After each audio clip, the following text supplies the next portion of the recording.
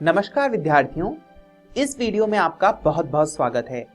आज हम 10वीं कक्षा की हिंदी की पाठ्य पुस्तक क्षितिज भाग 2 की एक बहुत ही महत्वपूर्ण कविता पढ़ने जा रहे हैं, जिसका नाम है फसल और इसके कवि हैं नागार्जुन। तो आइए देखते हैं कि आज के इस वीडियो में हम क्या पढ़ने वाले हैं। आज की इस वीडियो में हम सबसे पहले फसल कविता का प्रसंग जानेंगे, यानी उससे जुड़ी हुई कुछ बातों के बारे में जानेंगे। उसके बाद हम फसल कविता की व्याख्या करेंगे, यानी उसका अर्थ जानेंगे।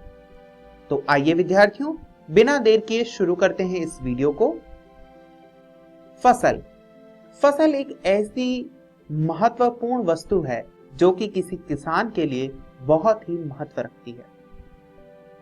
फसल को अलग अलग रूप में परिभाषित किया जा सकता है, अलग अलग रूप में व्याख्या उसकी की जा सकती है, किंतु यहां पर कवि ने फसल की सुंदरता के साथ साथ फसल के महत्वपूर्ण तत्वों का वर्णन भी किया है।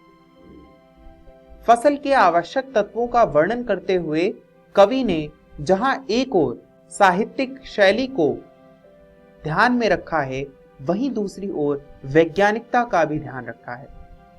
आइए विद्यार्थियों, अब हम इस कविता को पढ़ते हैं और उसका अर्थ जानते हैं।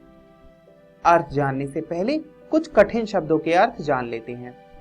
जैसे कोटि, कोटि का अर्थ होता है करोड़। गरिमा, गरिमा का अर्थ होता है महिमा या महत्ता। गुणधर्म, गुणधर्म का अर्थ होता है विशेषता।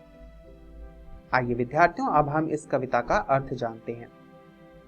कविता है एक के नहीं, दो के नहीं, ढेर सारी नदियों के पानी का जादू।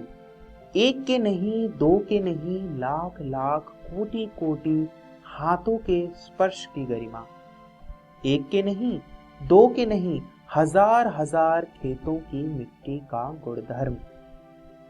विद्यार्थियों, यहाँ पर कवि पहली 3 पंक्तियों में कह रहा है कि फसल जो है वह एक या 2 नदियों के पानी से नहीं, बल्कि कई सारी नदियों के पानी के जादू से खिलता है। उसमें कई सारी नदियों के पानी की आवश्यकता होती है। सिंचाई की प्रक्रिया आप सभी जानते होंगे, जिसमें पानी का बहुत महत्व होता है, और ग्रामीण जीवन में पानी का एकमात्र स्रोत होता है नदी। और यहां पर कवि ने नदी का महत्व स्पष्ट किया है। आगे कवि कहता है, एक के नहीं, दो के नहीं, लाख लाख कोटि कोटि हाथों के स्पर्श की गरिमा।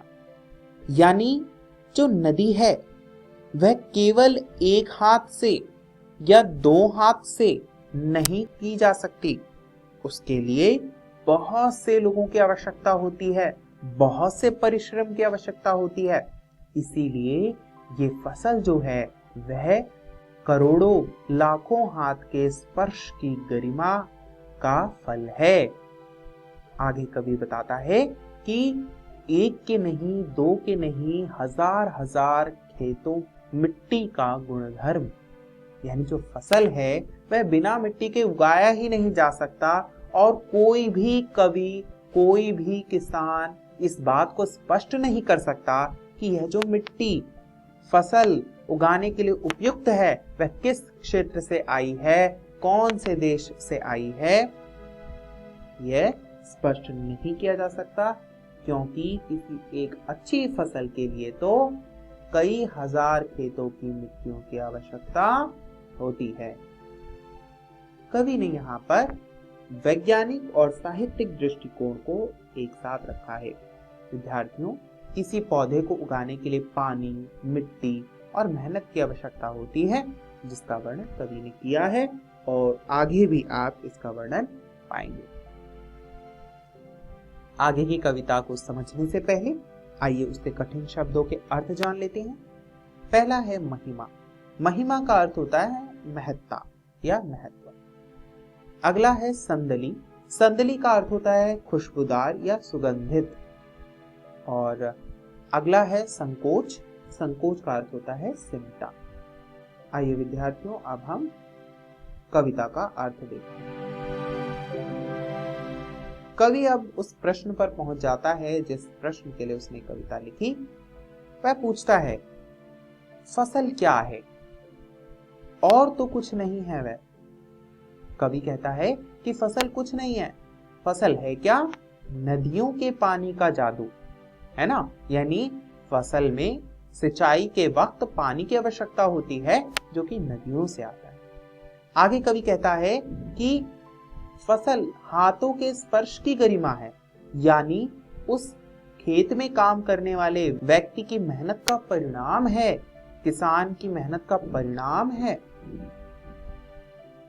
और भूरी काली संदली मिट्टी का गुणधर्म है, यानी जो मिट्टियों का प्रकार है, मिट्टियों के अलग अलग प्रकार होते हैं, उनकी जो विशेषता है उसका गुणधर्म है, यानी उसकी विशेषता है फसल।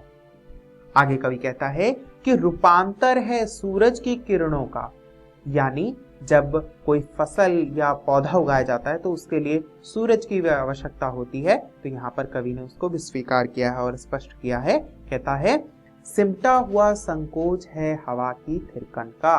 और जो हवा चलती है ना, उसको जब एक जगह इकट्ठा कर लिया जाए तो उससे जो है फसल बन जाएगी।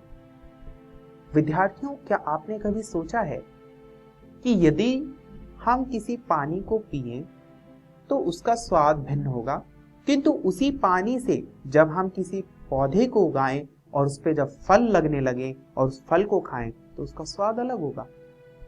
इसी प्रकार मिट्टी और फल के स्वाद में अंतर है, पर इन सब को विशेष बनाता है हाथों का स्पर्श, सूर्य की किरण, हवा का संकुचित रूप, पानी का जादू।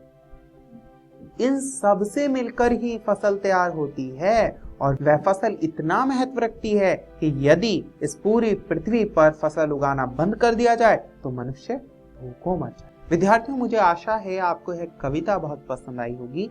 इसमें कवि ने एक एक करके जब हम फसल को बोते हैं और उस फसल से जब हमें कुछ अनाज मिलता है और उसका महत्व हमारे जीवन में क्या होता है, कवि ने इसे स्पष्ट करने की कोशिश की है। साथ ही कवि ने यह भी बताया है कि यह जो फसल है वह किसी एक तत्व से नहीं बनता, वह वायु, जल, मृदा, व्यक्ति की मेहनत इत्यादि का परिणाम है। विद्यार्थियों, आज के इस पाठ में हमने जाना कि फसल क्या है, साथ ही हमने यह भी जाना कि इस कविता की क्या विशेषता है, फसल में क्या कुछ विशेष होता है। विद्यार्थियों, मुझे आशा है आपको यह कविता पसंद आई होगी। यदि अभी तक आपने इस कविता को नहीं पढ़ा तो घर जाकर जरूर पढ़ लीजिएगा और अगली वीडियो को समझने के लिए आप अगली कविता पढ़कर आएं, जो कि आपकी हिंदी की पाठ्य पुस्तक क्षितिज भाग 2 की पृष्ठ संख्या 40 से 41 पर है। इस वीडियो को देखने के लिए बहुत बहुत धन्यवाद।